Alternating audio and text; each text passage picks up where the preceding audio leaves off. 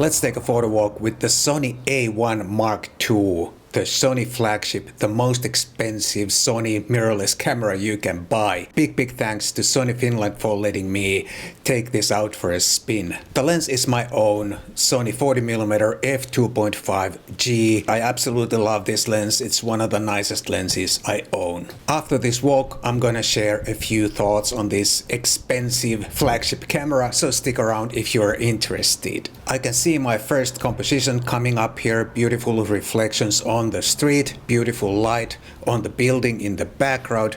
But now I just need some people in the picture. Let's wait and see how that turns out. Alright, now it all of a sudden looks like plenty of people are approaching my frame from all possible directions. Let me hit the shutter and see how it comes out. Well done. I absolutely love it how those people are lined up in the shot. And I even like those two safety cones or whatever they are called on the right side of the picture.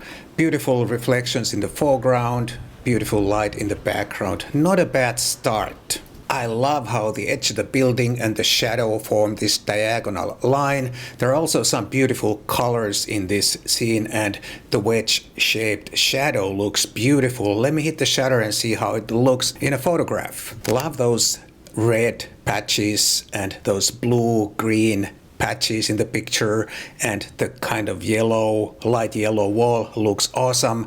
It's not necessarily a masterpiece, but it's a very pleasing picture to look at. I'm very happy. Alright, let's get the first reflection of the day, window reflection, because they always look so good. You gotta love the double exposure effect that the reflection creates, and the color palette is almost like orange and teal with red accent. Not too bad.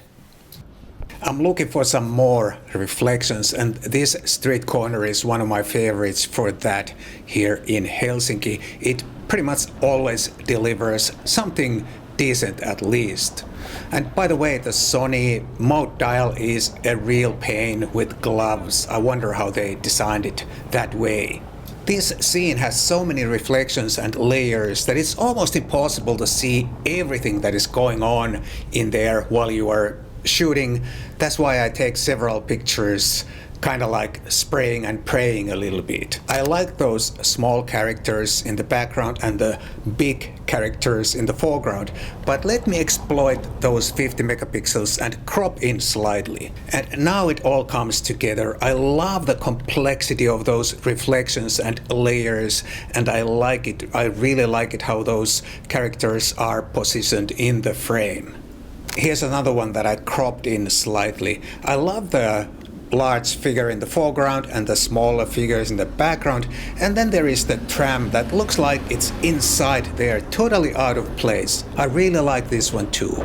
There's a lady in a pink jacket on my left against this window with these golden decorations. Let's see if it's worth anything. Alright, not as nice as I imagined, and nothing that special really, just a pink jacket. You simply can't win every time. Time to check out the main railway station, because the sun is at the proper angle right now. It looks like that. But first, let's take a couple of backlit frames here outside, because the light looks kind of nice. Where is everybody? Please fill my frame. I want to have a picture. Alright, now something is happening. Let's get ready to hit the shutter at the exact right moment. This is another minor crop. I'm really enjoying those 50 megapixels. I like the dark figure in the foreground. I like the guy looking straight into my lens. The light is also quite nice in this one. It's a nice one, but not necessarily a portfolio piece. Alright, let's go inside and see how the light is there. It looks like I'm a little early because the patch of light is not right in the middle of the hall. But I can see that lady over there wearing a hat. I bet she's gonna look pretty awesome in that backlight if I go over to the other side. Let's go and see how that turns out. Now look at that backlight. It can't get any better than that. Look at those shadows on the floor. Look at the rim light and everything. It's pretty much perfect. No need to crop this one, I have plenty of time to compose my picture. The lady is minding her own business and she pays absolutely no attention to me. I don't think any more words are needed for this one, it's just awesome. I have a feeling this is gonna be one of the nicest ones of today. A walk in a park coming up, really beautiful light here. I can see some really interesting light and shadow going on to my left. I'm gonna give it a shot. I just walk a few more meters ahead and now let's give it a shot. But first I have to deal with this super uncomfortable mode dial again. What a pain this is with gloves. Now let's wait and see if we can get a human being in the frame. Looking good already. There is a lady coming in like so. I really like how the color of the van is being repeated all over the place in this picture, in the windows, in the lampposts and in the shadows. And my timing with the lady is also spot on. Following the orange jacket, hoping to combine it with these orange tints. I grab a quick snapshot, which turns out to be kinda nice orange teal color combination, but nothing that remarkable after all. I'd like to frame some people inside that opening in the tent back there, like so.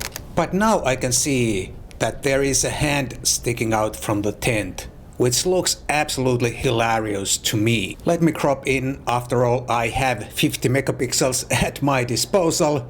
I don't know about you, maybe it's just me, but I really like this picture. So far my impressions with the Sony A1 Mark II are a little bit mixed. The camera feels very similar to my own A7 Mark IV, which I guess is good. It makes it very easy for me to use the camera because it feels so familiar. But it also does not feel like I'm using a super expensive flagship camera. But I guess the most important thing is that the camera feels familiar, it feels easy to use, and it doesn't get in the way. Now I'm back here again at the same spot where I took one of the pictures at the beginning of this video. Let's explore the scene a little bit further. Maybe we can capture another nice one. And look at that, a genuine decisive moment.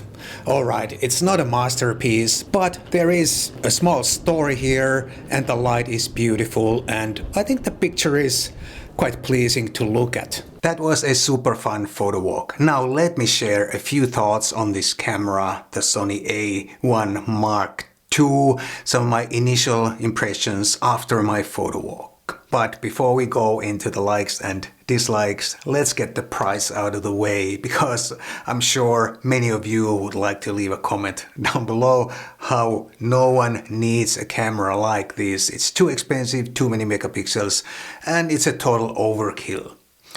However, as far as I understand, Sony has real difficulties to meet the demand at the moment. And I guess there are quite a few people who really can appreciate this camera regardless of the price. And I guess that's the end of that discussion. Now let me share some likes and dislikes. I'm gonna start with the likes. And the first like is the screen tilt swivel system, how it swings to almost every possible position. The next like is the viewfinder. It has a high, almost 10 million dot resolution. The viewfinder image is really large and it's easy to see what you're doing. But there is also an option for a smaller viewfinder image, just in case you wear glasses like I do and you can't push your eye right up to the viewfinder, so it's easier to see the full image area. The next like is the image quality, 50 megapixels, plenty of resolution if you need that, plenty of room to crop if you happen to need that. Also the dynamic range and everything is fantastic. You can't beat megapixels and you can never have too many megapixels. One interesting side note when it comes to the resolution and the sensor readout on this camera is very fast, and this camera could do without the mechanical shutter. But Sony put in the mechanical shutter nonetheless. With the mechanical shutter they could get a faster flash sync speed because this is not a global shutter. And also when you shoot with the mechanical shutter, you'll get better dynamic range. So they thought of everything with this camera. And the next like is the autofocus. It's Sony, of course, and the autofocus is fantastic. But to be honest, I did not notice that much difference to my own A7 Mark IV. But I'm sure in some extreme situations, the A1 Mark II certainly is better than my A7 IV. And the next like is the IBIS, and that is a big improvement over my Sony A7 Mark IV. I could pretty easily get 1 second handheld sharp pictures using the 40mm lens, and that is fantastic. 1 second handheld with my Sony A7 IV is, I think, pretty much impossible no matter what kind of steady hands you have. The next like is the card slots. This camera has 2 card slots, of course, and both slots can take either CF Express A-type card or SD card. You can use mixture of cards or 2 identical cards. It's really nice. You can get the best performance, of course, with the fast CF Express A cards, but still you have the option to use SD cards also on both slots. I think it's really nice. And one more like is the size and the weight. This is really super compact for such a powerful flagship camera, and it's pretty much the same size as my Sony A7 IV. And I really like the compact form factor of this camera. However, there are also some dislikes. No product is perfect. The first dislike is the mode dial lock. You have to hold down the button while you turn the dial.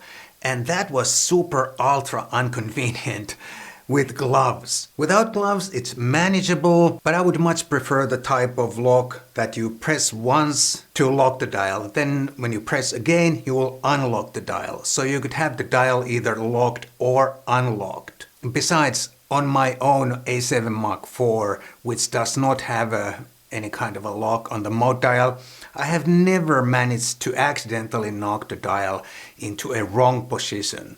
So I'm not sure the lock would even be necessary. The next dislike is that there is no any kind of a screen on the top here, on the top of the camera, like for example on the Nikon Z6 Mark III. I never really missed the screen with the Sony A7 IV, but after I bought the Nikon Z6 Mark III, I really learned to appreciate the top screen again, and it would be a nice feature on such an expensive flagship camera. I don't know how it would be possible to fit it anywhere here on the camera, but it would still be a nice feature. The next dislike is the viewfinder. Yes, I know I already told you that the viewfinder is fantastic. However, when I look through my Nikon Z6 Mark III, the viewfinder looks so much sharper and better on the Nikon, even though this has less resolution and this is a cheaper camera. But somehow it looks superior to the Nikon viewfinder, at least to my eyes. So I'm a little bit puzzled what is going on in the Sony viewfinder.